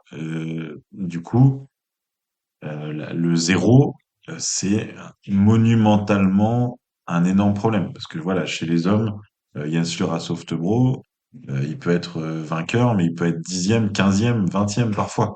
Et donc, du coup, on peut se dire, bah oui, Rieber, s'il est disqualifié, il peut reprendre 100 points sur Oftebro ou sur Geiger, parce qu'en fait, Geiger, il va pas faire deuxième tout le reste de la saison. Il va peut-être avoir des épreuves où il va être cinquième, mais du coup, bah, cinquième, il reprend 50 points d'un coup. Là, on est quasi sûr que Armbruster sera dans le top 4 de toutes les épreuves qui restent, probablement sur le podium. Et donc, Ida Marie Hagen, bon courage pour aller chercher ce deuxième globe en combiné nordique. Voilà. Nathalie Armbruster, elle serait une très très belle vainqueur de ce globe. Il n'y a pas de discussion. Mais dans ce contexte-là, je trouve que c'est particulier. Sinon, bah voilà, sportivement, Nathalie Armbruster a été ultra forte. Alors, on l'a pas vu sauter comme ça depuis sa première saison. Hein. C'était vraiment très spectaculaire de l'avoir bien sauté. Comme, on va dire, quand Ida Maria Hagen est là, elle est deuxième ou troisième meilleure fondeuse. Ça se joue avec Guida Vesvolansen. Là, elle a montré que sur ce week-end, en plus, elle était plus forte que Guida Vesvolansen. Donc, voilà, c'était une très nette domination. On a vu sa joie, on a vu son émotion à l'arrivée. C'était la combinée du week-end dans celles qui ont pu concourir. Les satisfactions du week-end, je les ai citées en citant les résultats, mais Alexa Brabec, la jeune états-unienne, c'est vraiment un magnifique week-end qu'elle a fait. Elle est née en 2004, donc elle a 20 ans là depuis quelques mois. C'est magnifique, elle est très forte sur les skis de fond. Elle a été très fougueuse le dimanche pour aller jouer le podium, quoi. Faut se rendre compte. Alors voilà, c'est sûr, l'absence d'Ida Marie Hagen nous libérait une place sur le podium. Hein. Sinon, on aurait eu zéro suspense entre les trois avec Armbruster et Swalansen. Au moins, on a eu cette magnifique bataille. On a cru pour Lena le samedi, espéré. Le dimanche, on a vu Alexa Brabench s'échapper et finalement, bah, on n'a pas vu Haruka Kasai revenir. Mais elle est revenue certainement dans la dernière bosse ou la dernière remontée vers le stade. Et c'est Haruka Kasai avec sa grande intelligence de course. Elles sont toutes les deux de 2004 avec Alexa Brabec, mais quand même plus d'expérience du côté d'Haruka Kasai qui fait la Coupe du Monde depuis des années. Alexa Brabec, hein, c'est vraiment une concurrente, un nom à retenir. Une famille entière, hein, de combiné. Il y a son frère qui fait du combiné. Donc, a priori, sa mère serait dans les instances aussi, peut-être de la fédération, je crois, ce que j'ai pu lire. Donc c'est une famille importante dans le combiné aux États-Unis. Et c'est chouette de voir une concurrente performer comme ça. Je suis en train de rechercher ses résultats l'année dernière au triple, enfin du coup, pas au triple, il n'y avait pas de triple, mais à Zeffel, elle avait fait 10 et 12. C'était déjà des très bons résultats. Et cette saison en Coupe du Monde, avant ce triple, elle avait fait 15, 11, 10, 7, 11. Enfin, du coup, 10 et 7. Donc, on l'avait vu venir avec des belles performances à Chonard. Mais là, du coup, clairement, c'était un beau week-end pour elle. Donc, hâte de la voir. Hâte de la voir aussi dans les prochaines épreuves au TP qui peuvent avantager aussi les fondeuses. Et puis, bah, au championnat du monde, évidemment. Dans les déceptions du week-end, euh, c'était, j'ai mis sérieusement et moitié sérieusement la Norvège. Forcément, la disqualification de Gida Vesvolansen, la disqualification de Marte Lena Lund, donc qui était aussi très très forte à Chonard, qui avait fait des podiums. Du coup là, voilà, le jury a été sans pitié avec les Norvégiennes. Gida Vesvolansen a tenu la baraque quand même pour les podiums tous les jours, hein, et le podium final. Mais sinon, la deuxième norvégienne, faut aller la chercher. Bah, il y en a pas, en fait. Il y a qu'une seule, non. Si, c'est Nora Evans, 20e, pardon. À 8 minutes. Bon, elle est née en 2008, hein, donc sur les skis de fond, ça doit pas être très très simple. Mais voilà, c'était pas le meilleur week-end parfois d'une équipe qui a pu se montrer hégémonique. Sur ce week-end de Zeffen, on avait 3 Françaises engagées pour la première fois de la Coupe du Monde féminine de combiné. Donc derrière les très très bons résultats de Lena, on avait Roman Bo qui faisait ses premières Coupes du Monde de la saison. On l'avait vu débuter en Coupe du Monde l'année dernière à, à Trondheim. Et on avait les débuts de Marion Dros-Vincent qui a pu découvrir la Coupe du Monde. Elle est née également en 2008, hein, donc elle est vraiment très très jeune. Elle a eu 17 ans au mois de janvier. C'était des débuts réussis, hein. Il fallait se lancer dans ce grand bain. Elle a terminé 27e vendredi, 20e samedi et 19e dimanche. Voilà, donc c'était un week-end de découverte pour Marion Dros-Vincent, un week-end beaucoup plus compliqué pour Romane qui était malade à partir de samedi. Donc là, sur les skis de fond, elle a perdu beaucoup samedi. Elle a pas pris le départ du ski de fond dimanche. C'était pas la peine. Donc on retrouvera Marion et Romane à Lake Placid au championnat du monde junior dans le team sprint individuellement avec des belles choses à jouer. On en a parlé dans l'épisode précédent. Même s'il y a de fortes concurrentes d'autres pays, il y a peut-être des belles choses à jouer. Et puis, euh, et puis le staff français décidera qui de Marion ou de Roman accompagnera Lena à Trondheim au championnat du monde, notamment pour participer au team mixte. C'est l'enjeu de ces prochaines semaines côté français. Voilà pour le People féminin de Zeffel, direction OTP pour 3 épreuves, une mass start le vendredi et 2 Gundersen le reste du week-end. Et à la fin d'OTP, on aura déjà peut-être une idée de la future vainqueur du globe parce qu'il ne restera que 2 épreuves à la mi-mars sur le grand tremplin d'Oslo après les championnats du monde. Donc voilà, il reste 5 épreuves dans la Coupe du Monde féminine de combiné. On en a eu 9, donc on est à 2 tiers à peu près de la saison. Et d'ici au TP, on aura franchi encore une étape supplémentaire. Merci de nous avoir écoutés jusqu'ici. On espère que ça vous a plu. N'hésitez pas à faire des retours sur le contenu de ce podcast. Et puis on se retrouve dans à peu près 2 semaines avec Will pour débriefer tout ce qui se sera passé dans la planète saut et combiné. Merci beaucoup. Au revoir.